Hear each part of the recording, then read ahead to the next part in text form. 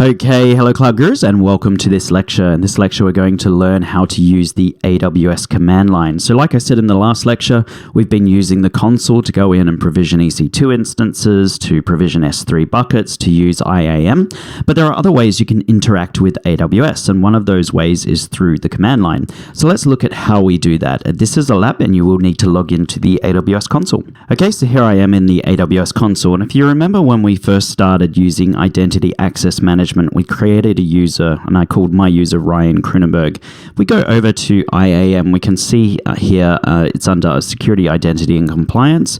And we can go in here and have a look at our users. Now, for some reason, I've deleted my user, so I'm going to have to recreate it. I've also deleted the group. So I'm just going to go through and do this all over again. I'm going to add my user, so I'm going to call it Ryan_Kroonenberg.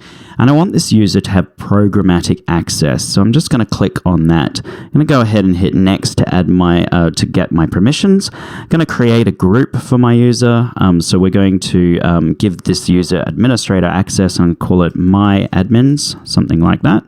And go ahead and create the group.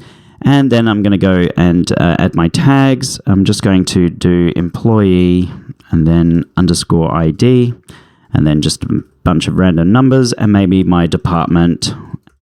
And it will be administrators, and we try and tag as much as possible. And you see why later on in the course. So we have now created this user. And when we create this user, it gives us this option to download their access key ID and secret access key. Now, if you have lost that for any reason, I'll show you how to quickly recreate it. So I'll just close this. You can click on your user and you can go into security credentials. And then all you need to do in order to recycle the access key ID and secret access key is you can go and just make this inactive, or you can go and hit delete. And then what you can do is just do it again, create access key. And that will give them a new access key and secret access key. So what I want you to do is download the access key ID and secret access key, so you have a live copy.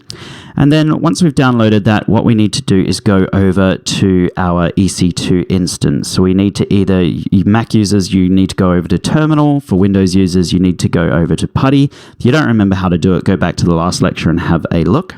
So for Mac users, I'm in Terminal, and to connect in, I just type in SSH EC2, then -user, and then @ and then the public IP address of my EC2 instance, which you can get from EC2, and then the name of your private key, so -i, and then my private key. I'm going to go ahead and hit enter, and that has now connected me in to my Amazon Linux AMI. I'm going to go ahead and type sudo su, so I'm elevating my privileges to root, and I'm going to clear the screen. So for Windows users, you just need to connect in using PuTTY, type in sudo su, and then type clear, and we should all have the same screens now. So what I want to do is I want to show you how to use the command line. So we can use the command line by using the phrase AWS, and then we always use the service. So let's say it's AWS S3. So we want to use the AWS console. We want to use in particular S3, and we want to make a bucket. So we're going to type make bucket, and then the name of our bucket, we'll call it A Cloud Guru 2019 CCP, Certified Cloud Practitioner. And I'm going to go ahead and hit enter. Now this isn't going to work, and the reason it's not going to work is it says unable to locate credentials. So we need to be able to configure this EC2 instance to talk to S3.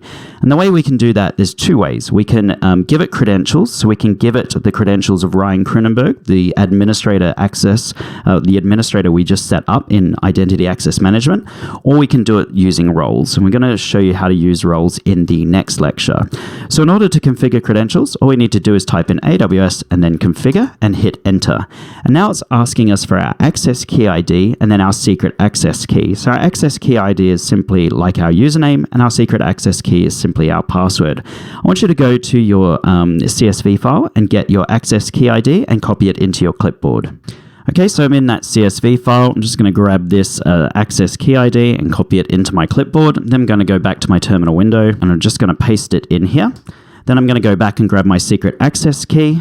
I've got my secret access key. I'm going to paste it into my clipboard. Now, if you were to do this and copy the exact access key ID and secret access key that you can see on my screen, if I haven't made this inactive, you can go in and start you'd have full control of my AWS admin account. So just bear that in mind. I'm not going to, after I've finished this lecture, I'm going to go through and delete this access key ID and secret access key. Embarrassingly, once I did expose my access key ID and secret access key in a lecture, and it was actually AWS security who pointed it out to me. Someone on the security team was doing my course, and they decided to actually just manually type out my access key ID and secret access key, and they had full control of my AWS account. But they were very kind enough to drop me an email and say, hey, Ryan, you need to delete this key. So I'm going to go ahead and hit enter. The default region name I'm going to do as US hyphen then East and then hyphen 1, so US East 1. And I'm just going to hit enter for my default output format. So I've now entered in my access key ID and secret access key. If I was to run the same command again, so AWS, then S3, just make sure I haven't done a space, AWS S3, make bucket, and then S3, and then colon, then // and we're going to call it a cloud guru hyphen 2019, then hyphen CCP. Hopefully no one's stolen that bucket. I'm going to hit enter. And there we go. We have now made the bucket. You can see make bucket a cloud guru 2019 CCP. And if I type in AWS S3 LS, this is a command to list all my buckets. We can now see this new bucket, a cloud guru 2019 CCP, and we can see my Ryan and Faye bucket. If I was to go ahead and type in echo, so echo just means to output, and then hello, and then I want to output this to hello.txt. I'm going to go ahead and do that. That has now outputted and created a file. If I type in ls, you can see it's called hello.txt. And what I can do is I can type in AWS S3 and then copy, and then it's hello.txt. And where do I want to copy that? Well, I want to copy it to my S3 bucket, and we're going to call it a cloud guru 2019 and hyphen CCP, all lowercase. If I type enter, you can now see that it's uploaded that file to that bucket. Let's go over to the AWS console and have a look. Okay, so here I am in the AWS console. I'm just going to go back to AWS and click on services. If we go over to S3, which is under storage, I'm just going to click in there, and we can now see this bucket. We can see it in the GUI or in the console itself. And if I click in here, I can see my object, hello.txt, and it's 6 bytes in size. So I have now created a file. I actually created that on EC2, and then I copied it over from EC2 to S3. And because my user has full administrator access, my user can do anything on the command line. My user could go in and provision many more EC2 instances. My user can go and start using machine learning and artificial intelligence. My user can create buckets. My user can literally do anything. Let's go back over to the command line. So to keep things simple, I'm just going to clear the screen. Now, if we go over to our home directory, and then we go over to cd.aws, this is a hidden directory inside our home directory. And in here, we can see our configuration and we can see our credentials. If we go over to our credentials, I believe it's a directory. It might not. That might actually be a file. No, it's a file. So if we type in nano and then credentials, so credentials, and Nano is just like a text editor for Linux. In here, we can see my access key ID and my secret access key. Now, the big problem we have right now is what happens if this EC2 instance gets hacked? What happens if I give out my private key to someone and I leave port 22 open and someone can just log into my EC2 instance? They can then just browse over to my home directory, go into the AWS directory and open up this file, and they'll have my access key ID and my secret access key. And like I said, you can use this access key ID and secret access key on any computer in the world, and you have complete control of my AWS environment used via the command line. So we really do not want to expose this. In fact, we pretty much don't want to use access key IDs and secret access keys wherever possible. So what we're going to do is just going to go and quit this now. So I'm going to, what I'm going to do is just type AWS configure again, and I'm just going to give it some bad information. So I'm going to change my access key ID and secret access key and hit enter and enter. And now if I type AWS S3 LS, my credentials are not going to work because it's now using an access key ID and secret access key that does not exist.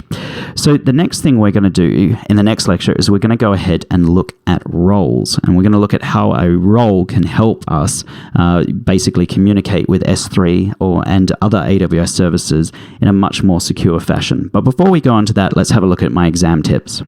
So going into the exam, just remember that you can interact with AWS in 3 ways. Using the console, which is what we've been doing before, using the command line interface or CLI, which is what we've just been doing, and then by also using the software development kits. And that's beyond the scope of this course. That's where you actually start programming and you're using a programming language to interact with the AWS environment. But you do need to remember going into your exams the 3 different ways of being able to interact with the AWS console. So that's it for this lecture, guys. Hopefully you had fun with the command line. In the next lecture, we're going to look at a more secure way of communicating with the AWS CLI. So if you've got the time, please join me in the next lecture. Thank you.